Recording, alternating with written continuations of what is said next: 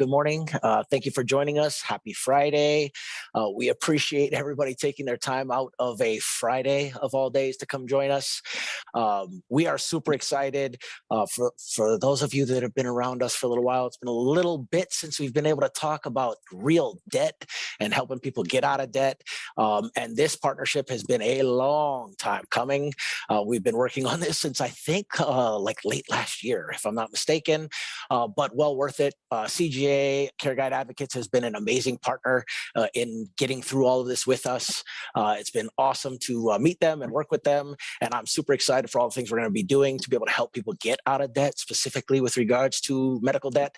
I love the fact that it's not just a, hey, you have a bill, let us help you get out of it. It's that, but it's also so much more. There's a lot of proactive stuff that goes into helping people not only get out of debt, but stay out of debt.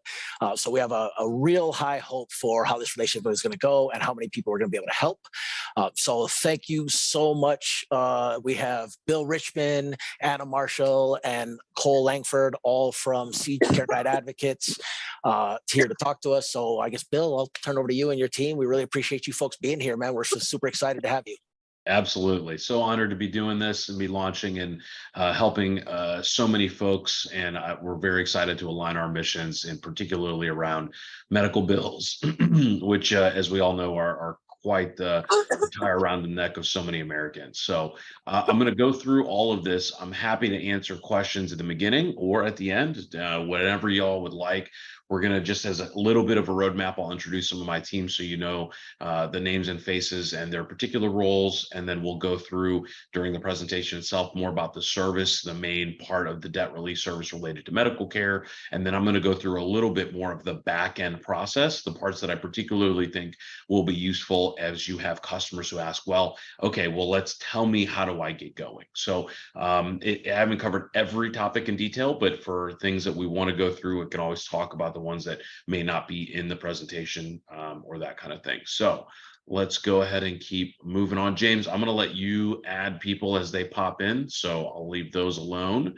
But I will start us off. All right. So the problem that our team has put together is to address the egregious hospital bills and the aggressive collection practices.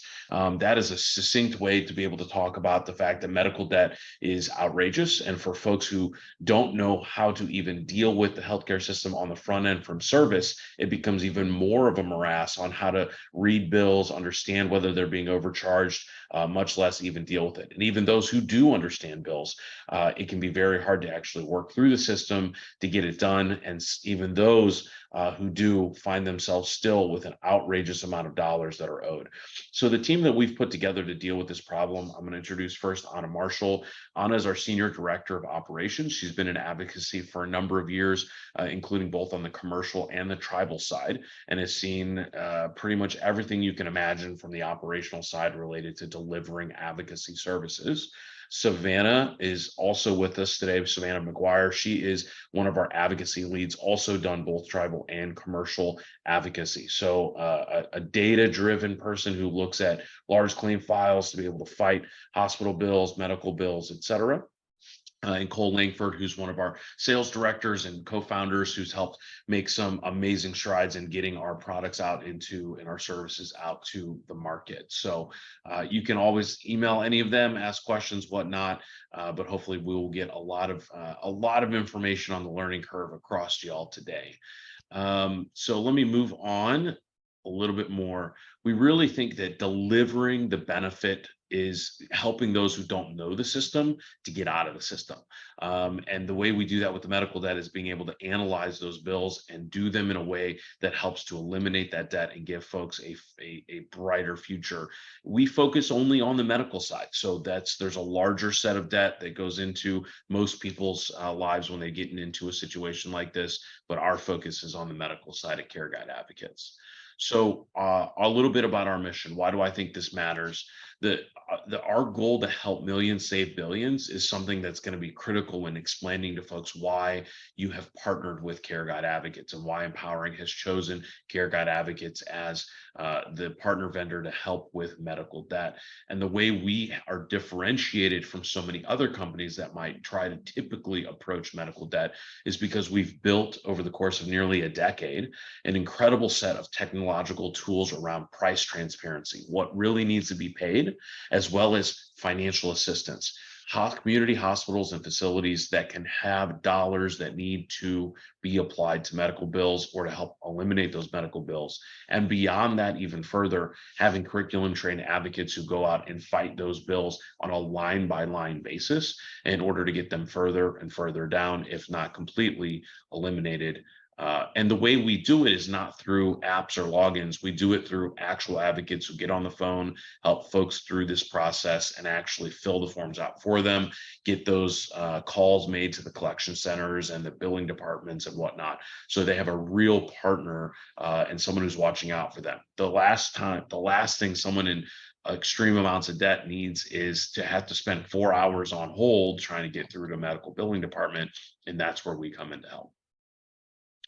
So let me tell you a little bit about the core of how we are attacking on the medical debt side. Again, all of this is aimed to give you an idea about what the products are, the tools, so you can demonstrate not only the legitimacy and credibility, but the effectiveness of what we do and how we do it.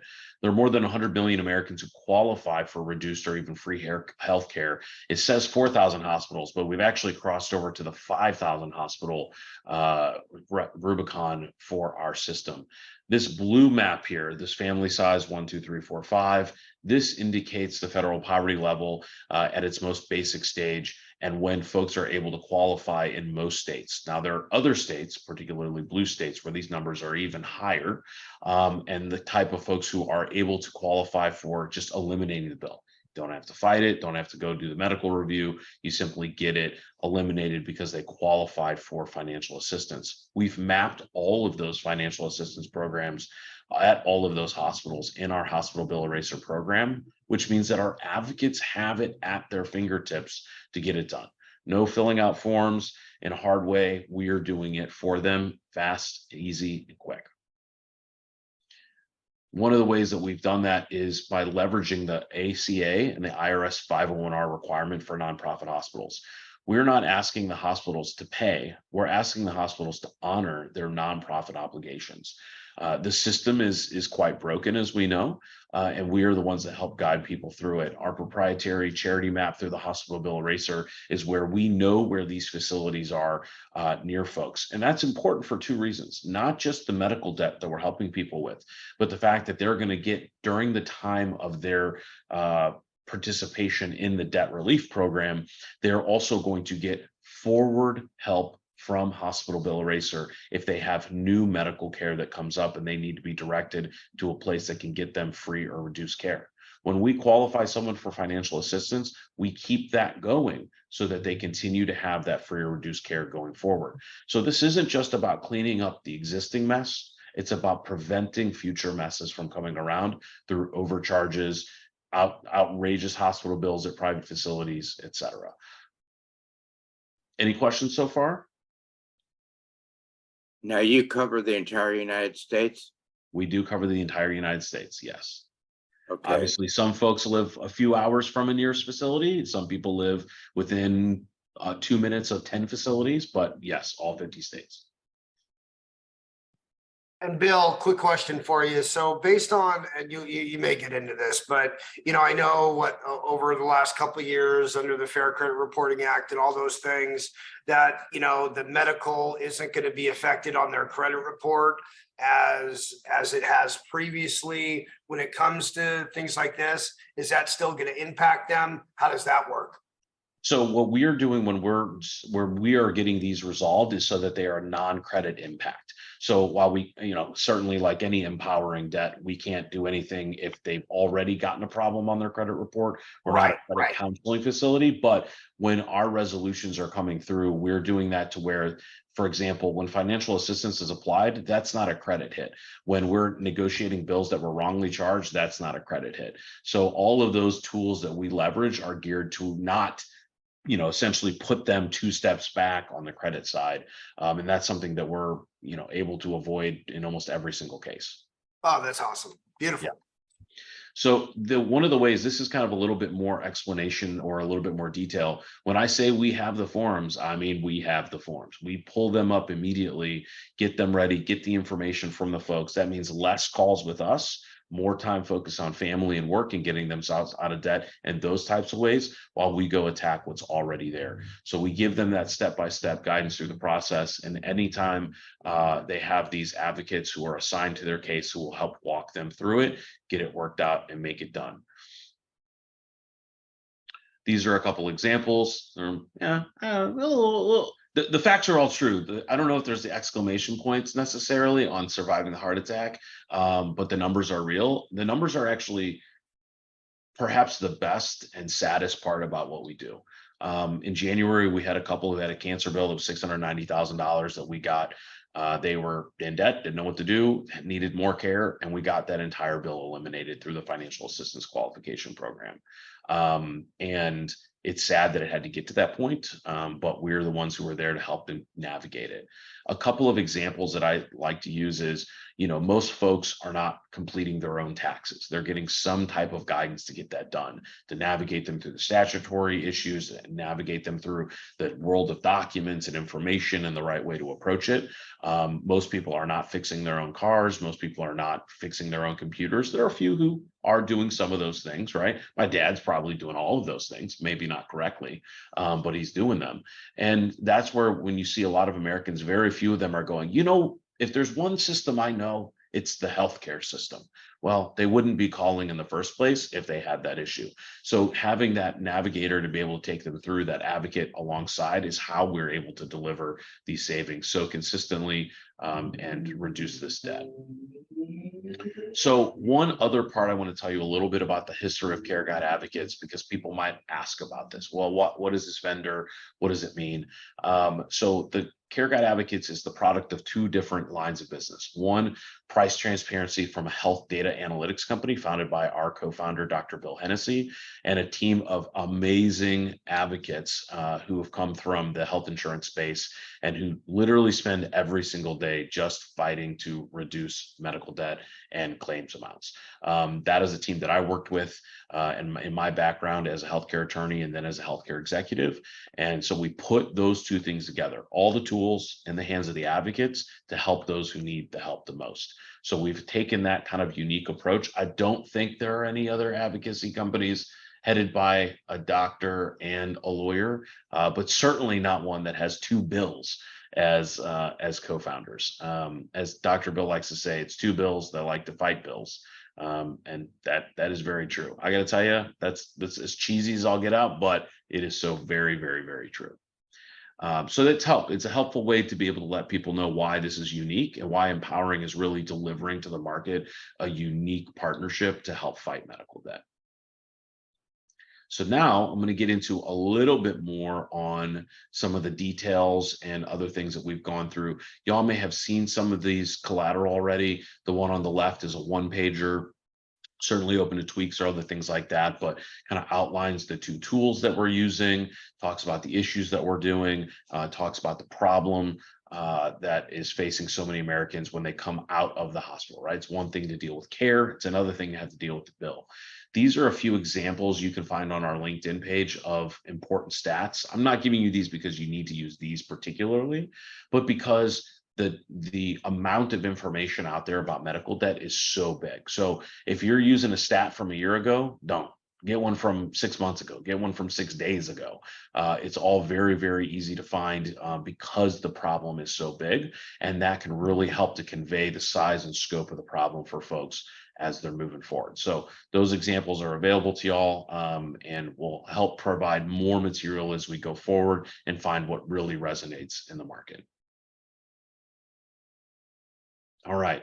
Now I want to talk a little bit about the customer journey. Some of this is more on the back end and some of it's on the front end. But the reason why I want to go through it is that when someone's ready to go, you want to get and set a good expectation on where they're going next. So some of this is a little detailed. This isn't kind of public knowledge. because it's that back end process. But this middle green box, this is kind of the first stage where folks are going to have to talk to an empowering associate and go through the different questions to qualify.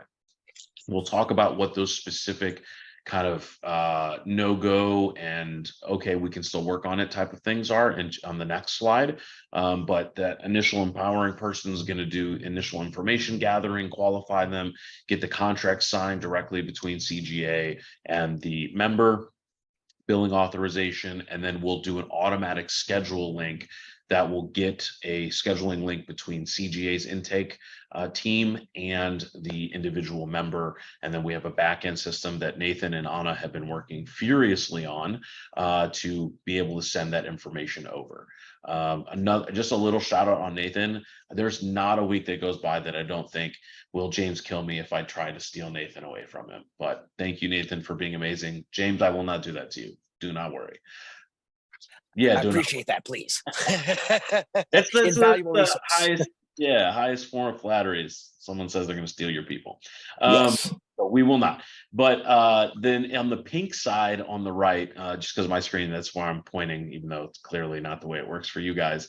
But after transfer to CGA, we send out a welcome email with a case ID. We get them a case portal link where it's one place where they can send all their documentation. Because of the way medical debt works and HIPAA and whatnot, we have releases and things that allow us to get documentation directly. But some facilities are still stuck in the 1980s or even 1970s. And they require that they send certain materials directly to the patient or the member. And so that's why we have that continuing case portal so they can upload it. But there's no apps, there's no logins. They don't need to go put it, another app on their phone to do any of this because it's all either handled through the portal where they upload or through phone calls with our advocates as we gather information. We charge the first month and then we'll confirm the intake docs, get them assigned to an advocate, and that advocate will be who carries them through for the rest of their resolution. To set in a little bit of an expectation, information is needed from the members. So for example, at the financial assistance, that will be us getting the forms done, getting the right information. If there are errors in the bill that we see or we suspect are there that we can use as leverage, we'll have to get some of those factual information from the individual. I'll give you an example. There might be a level 5 trauma CPT code, but it only applies if you stayed overnight. And we talk to the person, did you stay overnight? No, I didn't stay overnight. Okay. Or we'll see 2 drugs that are both listed on there, 2 medications on there. And because we have co-founded by a doctor and have experienced people, we know that if you did actually get those 2 drugs, you'd be dead. So being that you're on the phone, probably one of those was an error. So those are the little types of things that we get into if financial assistance isn't available to help lever, which is why we end up having to talk to the customer sometimes on multiple bases, depending on their claims. So I'm going to pause. Actually, let me go through the next one, which is the qualifications. But certainly jump in with any questions. So when you're talking to someone at the beginning to understand, this is the kind of detailed list that folks are using in the intake system. These questions will get to them in the intake. So you don't have to memorize them all, but the 3 you definitely want to know about when you're talking to someone to not waste your time or their time is the ones that I've marked with the highlights and the X's. If they have Medicare or Medicaid, when the claim occurred, we cannot help them. They basically, the reason is because they already have help and we're not going to help them. 2, the claim has to be over $7,500. So that's our minimum threshold. And when I say claim, that can be, someone stays in the hospital for 4 days, they might get 4 different bills. That's okay. We're just going to collectively consider that one claim. It's a little bit hard to define because sometimes you're in and then you're out and you're back, but collectively we're saying all of that medical debt all together is one claim. And then finally is whether they've already entered into an agreement. So since we're entering into an agreement to help them do this, if they've already settled their debt, agreed to a lower rate, something like that, we can't help them. But this does not include a payment plan. So if they just say, sure, you can pay the full amount, $100 a month for the next 10 years, right?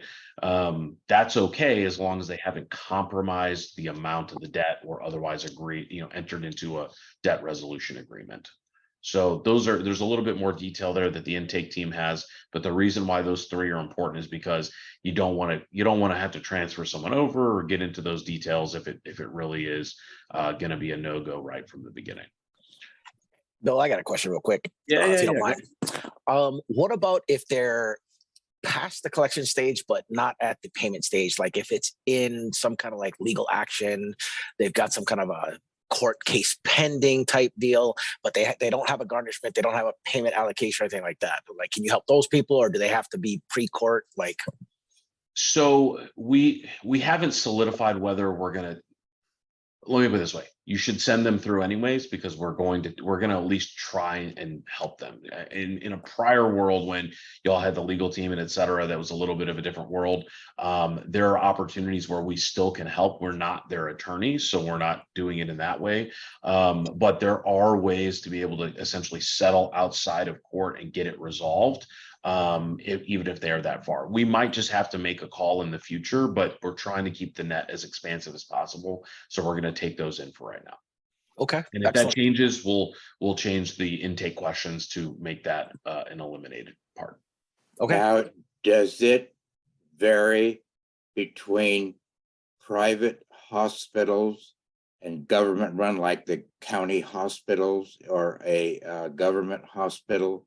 Do you do both those and private hospitals and recovery centers and that? We do. Okay. So the simple answer is we do. The way we deploy our tools is different, but we cover both.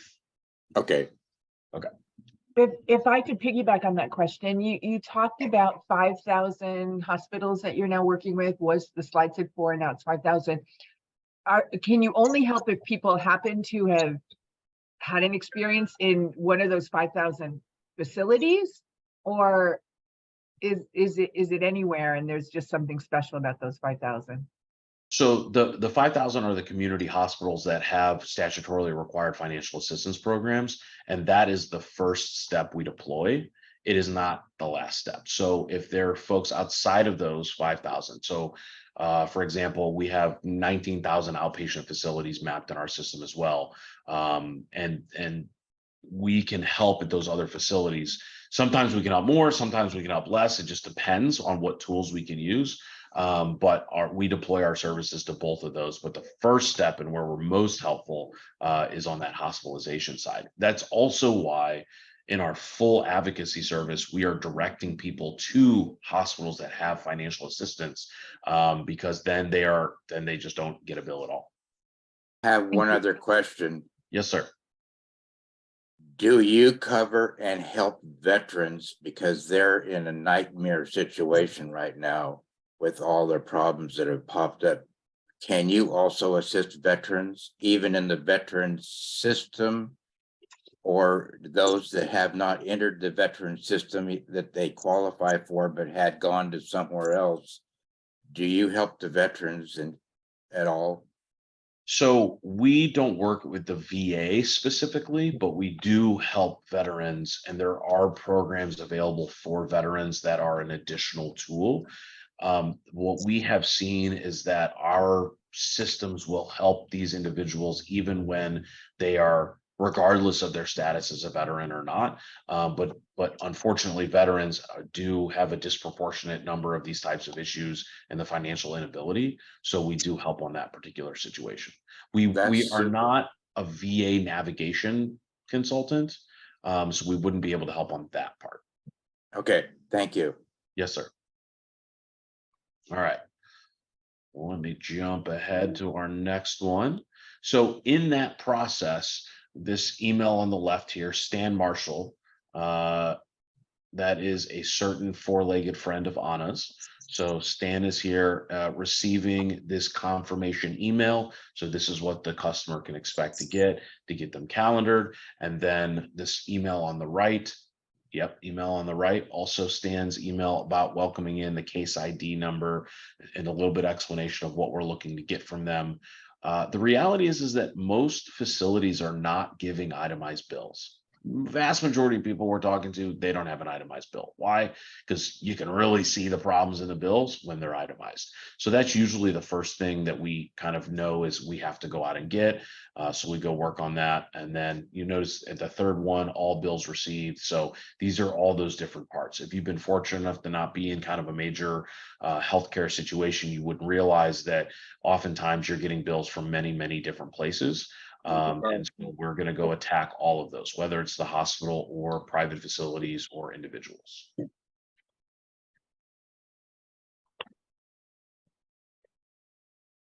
Okay. Move on. All right. So we've got, these are kind of, I want to go through a couple last questions. We're doing this kind of standard process that y'all have for the program that you guys had established.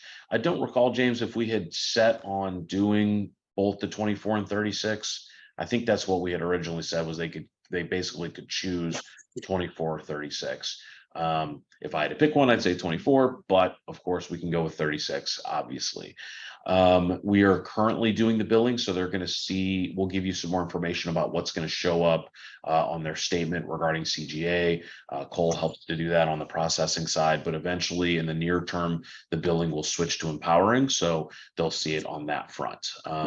So while that switch is happening, we haven't decided whether we'll just keep billing under Care Guide for those initial folks or switch them over to MPowering, but either way, we'll make sure that they know so that they're not shocked.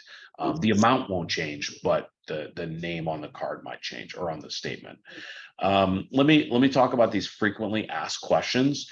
Why the limitations? It's just, we want to be able to deliver the savings and set good expectations and deliver on those.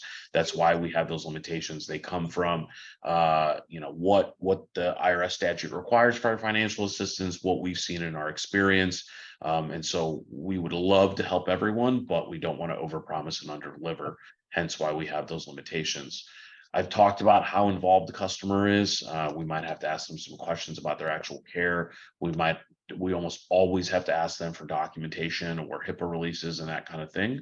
On the refund side, there are some circumstances where we would give refunds if there are folks who, for example, we've seen this where kind of right off the bat in the initial I don't know her last name, and I want to let you know. Oh, sorry. So right off the bat, where after that first month payment, while we're going through the initial file, where someone didn't realize they were on Medicare or Medicaid, and rather than essentially penalize them for not knowing it, we're just going to go ahead and give them their refund back and let them go about their way. That is unfortunately something that we've seen, like where people just don't even realize it. Like they'll be looking at the document and not even really realize it. And so we want to make sure that we're being fair and getting a good reputation for both of our companies to deliver the service that we've offered. And then that's where we go. So with that, that's really the end of the presentation. I'm happy to go back to look at any of the slides, answer questions. This is a lot of information. I know this is a new tool. I don't want this to be the last time you guys think you can ask questions. I want this to be the first time of many times that you can work together to put together collateral that meets your customers in the market, that delivers it, that explains it. So Susan, let me jump in for you right as you take a drink. Sorry. Jump in with you with your question. Thank you. Thank you for this. This is really awesome. I guess I want to understand the flow. So Yep. if I talk to a client, they have medical debt and they qualify, they're not Medicare, Medicaid, they're over 7,500. They meet all those. Is that the point where, James, we send them to you guys? Is it the same as with MPowering with the debt? Yes, Send it to ma'am. you guys and you guys take it from there. That is correct. Yep. Once we get this program launched, we will have CGA's kit loaded in the back office for MPA, so you guys will have their literature and whatnot. And then we will also re-enable the debt calculator link. so that you can make appointments with us through the debt calculator link, or you can call in with your clients, and then we will handle everything from there, just as we did before. Awesome. Okay, great. Thank you. Yes, So ma'am. we do. So actually, there's a one contact, because not only is it medical debt that Empower America works on, they work on other debts too. So how this is going to work is we get the client, we almost from the get-go turn them over to Empower America.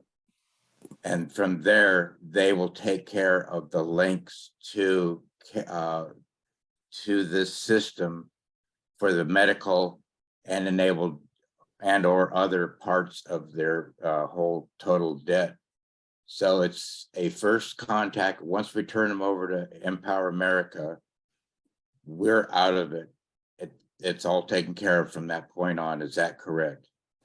Yep, that's correct. You can be involved or as not involved as you prefer. We do document and communicate with the agents as we're going through the process, so you'll be involved in some email communication. But if you folks don't want to be on the appointments, you do not need to, and most agents don't. Once you turn over that first appointment, we kind of make a game plan with you and the client, and then it's just kind of you staying in the loop. If we lose track of the client for whatever reason, they stop answering our calls, things of that nature, we will loop the agent back in, since it's your client, so you can help us get them back involved. But as long as everything goes to plan, then no, you don't necessarily need to be involved at all, besides just monitoring. That's super, because there's less confusion and less misstatements and all of that, as long as it's taken care of from the one person all the way through. That's the best possible way of doing it. Yeah, we really encourage folks to reach out to the advocates anytime, because if they call you with a question, you're just going to say, I don't know, I have to check with the advocate. So, and just for HIPAA reasons and other things like that, we like to let you guys kind of have that shield to say, go talk to the advocate. Here's the number, call them up, et cetera. Hey, why don't you pull that email up? That's the person you should talk to. And then James was right. Just given the nature of this, folks will just disappear off the planet for a while, and we want to keep them going. If they don't answer forever, then yeah, we gotta, cut it off. We'll terminate, and we won't issue refunds at that point. But we're doing the work, and we need something from them. We'll continue to ping them, and we'll reach out to you first as an interested stakeholder and relationship person before we kind of send them the all right, sorry, we're letting you go. Well, that's super, because there's thousands of billing codes that people have no clue in the medical system, thousands of them. And in the last 15 years, they switched from the American system to the world system. And they have like 70,000 billing codes or something like that now for medical. It's a nightmare. Absolutely. Yeah. I mean, we have 16,000 medical codes in our system that we have pricing for. So. Man. Barbara, what do you got Barbara, for us? You're up. Hi, thanks so much for this. Yeah, very exciting.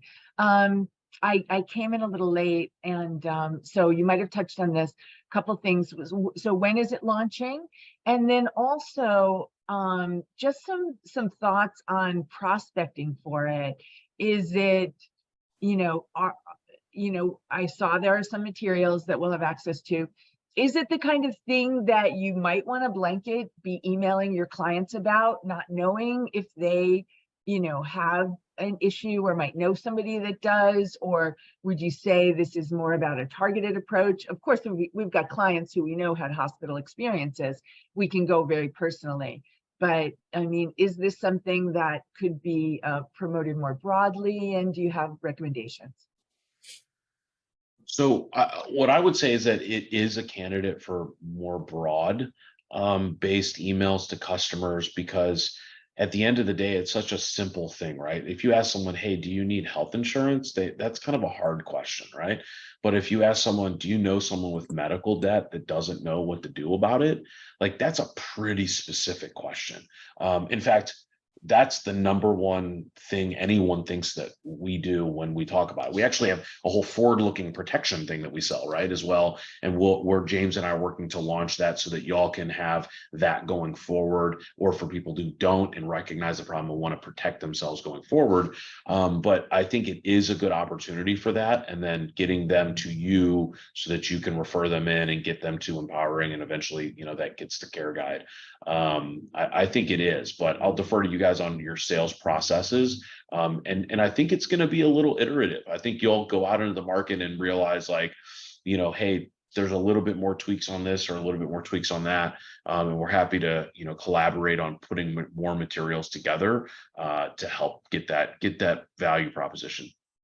Is it safer you. for us? Is it going to be safer for us to present this to people as medical debt reduction? And then once it gets to care guide and they find out, oh, in this case, you might erase the whole thing, that is even a better bonus. So James, do you want us to do this as a debt reduction on the medical and be on the conservative side? So great question, Rex. Glad you asked it.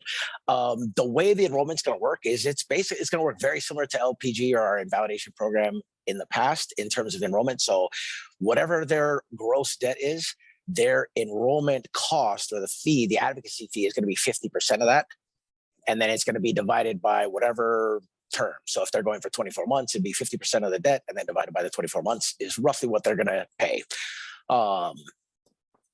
We are actually taking on the burden or risk of like what we're going to be able to invalidate on our side. So that might change, but their payment is not going to change based on our success or lack thereof. They will be guaranteed what their rate is based on what the debt we enroll. Does that answer your question? Yeah. So Okay. the goal is to eliminate it. We've, of course, there's some parts related to the agreement where if there's strange circumstances and we can't achieve that, or if there's non-cooperation, that kind of thing. But the goal is to eliminate it one way or the other. So if that means that, if someone has a $500,000 debt and it takes, $5,000 to get it settled, then we're pulling that out of the fees to be able to cover it and taking on the risk of making that happen. So. Right. And yeah, I'm so sorry. Can I jump back in on that thought? Yeah, This is probably super, super naive. So forgive me stumbling in here dumb. You're good. So we're so the fees are 50% of the debt, and that can be done over a term of 24 or 36 months. And so they're committed to pay 50% of the debt no matter what happens. If we're eliminating it on the back end, do they benefit from that, or their obligation is 50% of the debt? Their obligation is 50% of the debt. We are working on trying to build out a way to give additional dollars back, but that's not in the works right now. And the reason is because we're essentially blending the risk across all of the different folks. Some we're going to lose them. Most we're going to win on, in the sense of being able to have more dollars come in than, pay commissions, everything, all pay the costs, whatnot. But the idea right now is that when we can get out of it, the whole point is that we've delivered that service of reducing all of it going forward for them and made it manageable from a time and payment expectation. So for a lot of folks who don't have access to credit, they would normally just say, well, let me just take out a loan and I'll pay it back every month, right? But they don't have access to that, which is why they're turning to our service and saying, hey, you guys are willing to essentially take that credit on to deal with the debt however it needs to be dealt with, and then my only obligation is this fixed monthly payment for 2 or 3 years. Thank you. We had a couple questions in the chat, but I'm going to do Keith's first, and then I'm going to get to your chat questions. So if you had a chat question, we'll get to it. And James, there's a couple in here that might be for you if you want to look at the chat as well. Yeah, I'm in the chat. I see it. Okay, perfect. Keith? Hey, so I just wanted to be quick. Like, I know we're going over the individual stuff, but would the same process be if we're like bringing in like a school district or a business to take on that CGA as just something for their employees, whether they opt in or opt out? Is that still the same process through MPowering, or are we working with caregivers directly on some of those cases? So if it's care, if it's bigger one, so more than just like they want to, let me back up. Let's say you go to a company and they say, hey, we want to make this available to our people just to let them know that it's around, right? Then that's going to be this normal process. They contact the agent gets them to MPowering, and da da da da da. They go through the system. If you get to a group that says, "Hey, we want to make this available and pay for it for everyone," or "Hey, what can you do for us on a company-wide basis?" then that's very different. This pricing is based off of an individual, kind of the risk and all that other stuff. So if you get a group that wants it for everyone, then we should talk about that separately, because we can build a custom program from that. Perfect. Just want to make sure. All right. Awesome question. Yeah, great question. So let's see. Okay. How long does it typically take CGA to gain access to an itemized bill? Sometimes it's a couple days, sometimes it's a couple of weeks. But that's, I would say probably 2 weeks is the general period of time. Is this recorded? Is it recorded? Yes, we're recording. Yes, we can email the presentation slides. James, when did we center on launch? I think we were planning on launching next Friday. Oh, I'm sorry, the Monday after next week. So not next week, but the Monday after that. 14th? 14th. Yep. Yep. Okay, great. Now, one question is, are these, is everything transferred because of their social security? Are they, is it transferred under encryption? All of our systems are encrypted, HIPAA compliant. Yes. So Okay. that's why when they're actually, that's why we're not having MPowering collect the medical documentation. That's why we send the case ID afterward. That's actually a really great question, Rex. So that when they're uploading it, it's not going through MPowering to CGA. They're just uploading it directly to our HIPAA compliance system. Well, that makes a whole lot more sense anyway. So that got it. That's great. Yes. Okay, so let's see. Why would we want our clients to do this instead of invalidating the medical debt? I'm not sure what that means. I mean, invalidating is one of the tools to be able to use it. I mean, the main point here is that some folks are qualified to do their own taxes. I'm a lawyer. I don't do my own lawyering. I've been sued before. I hired someone else, and I paid them to do it. So that's what we're trying to do for folks that are aimed and able to do it.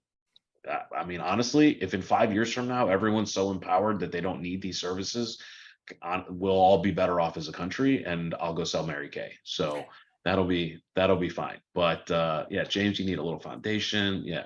I actually have some insight into that, honestly. Go ahead. Yeah. So just because I have a little insight, like on the invalidation side, like how we offer that in the past. So the big difference is like handling this like invalidation is kind of like using a mallet for all problems.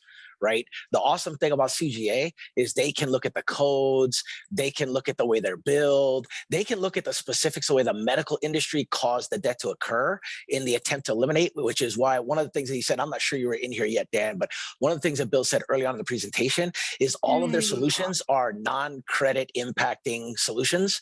So it's designed so that they don't have negative remarks on their credit by any of the negotiations or reductions that they do. So could we invalidate it like we did before and will in the future? Sure, we could, but that's just like using a mallet versus actually going in and reducing the stuff based on the codes and things of that nature. Some people don't want to use invalidation services for moral reasons. Some people don't want to use invalidation services for the like impacts and things of that nature. This would be something for like those people specifically, in fact, where they want to pay the bill, but they want to pay the right bill, you know, or they're not sure how to pay the bill. So there are some definite benefits to using this versus just a straight invalidation. And like Bill said, invalidation is part of the service if need be. Yeah, there's a lot of different tools that'll come along those lines. But you know, one of the other parts I mentioned is when we get folks qualified for financial assistance to eliminate a past bill, in more than a small number of circumstances, they have ongoing care needs. So this ongoing care needs means they get to continue to take advantage of the financial assistance program, whereas invalidation is a one-time rocket on the rat, as opposed to an ongoing solution to help with the problems that keep going. So I will tell you, we don't get any more money if we prevent future bills. So sometimes the savings is more than the debt itself, because it's only for the prior debt is how we charge the fee.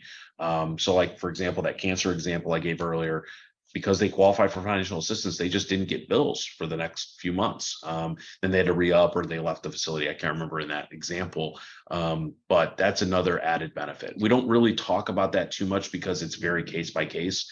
Not everyone has ongoing care, but the period of financial assistance is longer than just for the past debt.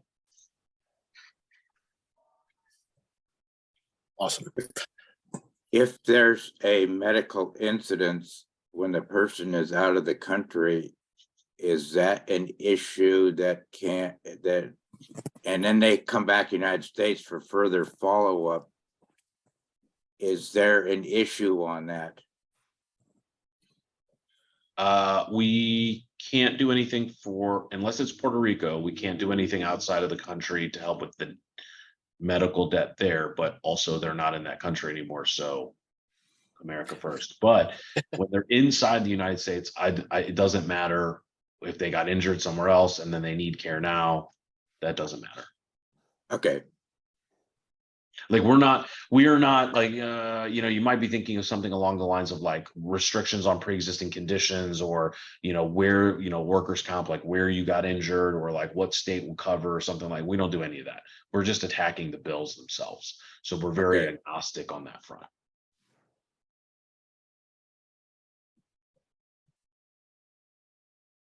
All right. Well, I want to share, we're going to share the slide. So I'll get this to Destiny so she can get it out to everybody. We're still all furiously working to get to that August 14th launch. We know it'll be a trickle, and then the expectation is that it'll be a flood. I know y'all will have more questions, so we'll work with the Empowering team to get another opportunity to ask those questions, or if you guys want to collect them and we can provide them.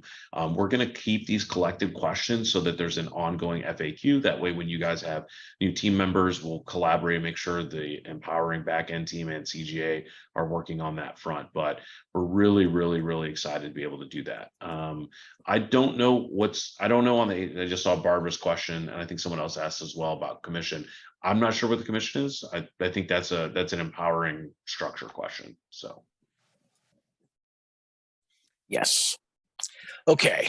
There are a couple questions actually for Empowering in here that we're going to go over real quick. One, the commissions. Okay, so there's a couple things I want to address on the commission things.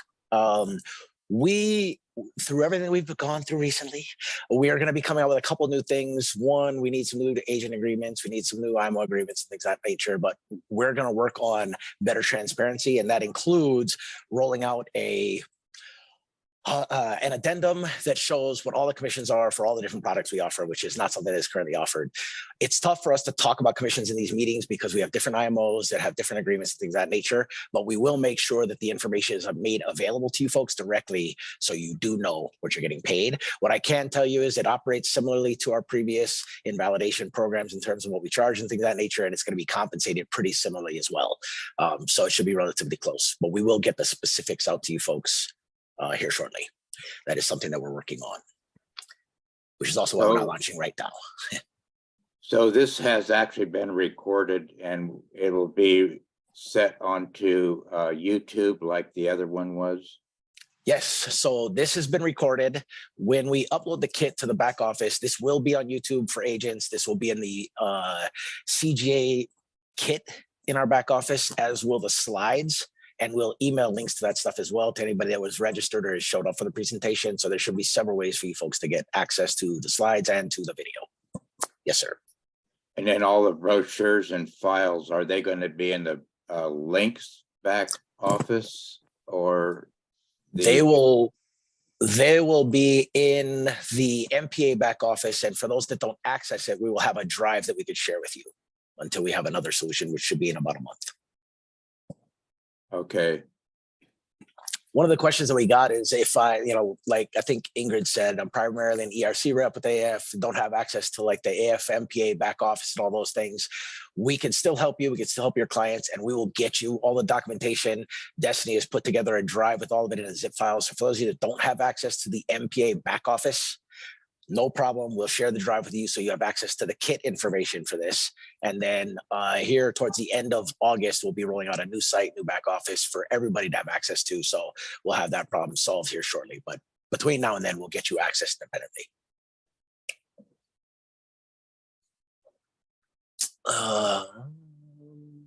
There's one question here for you, Bill. Maybe you can answer, and that is: once a client is enrolled, do they stop paying their medical bills and pay the program instead? Do they pay the program and their bills? Like, how does that work? So they, in almost every instance, they're going to not be paying their bill. If they're, again, if they will be disqualified from the program at the get-go if they already have entered into a binding obligation to, pay a settlement or something like that. But in almost every instance, we're jumping in to stop that so that they are not paying it going forward. There's also the possibility, I will tell you, that they have some claims that qualify and some that don't. So we're going to try and actively keep as much of the claim as possible so that we can help them with it. So for example, they might have, let's say there were 5 providers in a single hospitalization, anesthesiologist, facility fee, something else like that. And it might be that the anesthesiologist got to them faster and had a settlement on that particular claim, but not the other ones. Then we'll parse that out. And we have a little bit of a true up system where the payments might change if, for example, we realize that the debt is a lot higher or the debt is a lot lower. But that's part of our kind of first 30 days fix before the second payment goes through. One other question in reference to, is the ambulance and transport mechanisms to get them to the medical help, is that handled by you, or is that a total, complete, separate operation of the transportation groups? I need to double check. I know that there's some that we do and some that we don't that would qualify as a claim that we can handle versus some that don't. There's really a hard distinction between what's an Uber and what's an ambulance. So let me get from my advocacy team what that exact line is, and I can get it to you.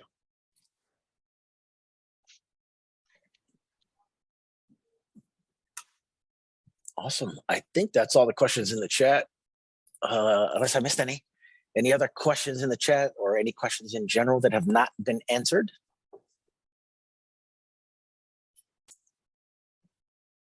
It's going once, going twice. Okay. Awesome. Anything else for us, Bill? That's it. We really appreciate it, guys. We're really excited to be working with you all, getting out to the market. We want your feedback. We want your questions. We'll continue to put stuff together. In the meantime, have a wonderful weekend, and we'll all keep marching to August 14th. Yep. We are going to, absolutely. We will have this stuff up, if not today, for sure by Monday in the back office. We'll be ready to launch on the 14th. We'll email everybody some additional information in the next week or so for the launch, and we'll get the commission stuff out to everybody so you folks are clear on what you're going to be paid. But if there are no other questions, Evelyn is our newly minted social media manager. She also handles all of the Appreciation Financial support. She's going to share a slide that just shows our contact info. So if anybody doesn't know how to get in touch with us, this is how. Feel free to give us a call, shoot us an email, hop on any of our social media. But other than that, last call. All right, awesome. Well, next Friday, for those of you that have been joining us for our AI series, we have the fourth week of 4 weeks. Next Friday, we'll be doing our last class for AI, and we'll have some more information on the launch, if anything. Other than that, we look forward to hearing from you and seeing you in the next one. We appreciate everybody's time this Friday. Enjoy your weekend. Drive safe. We'll talk soon.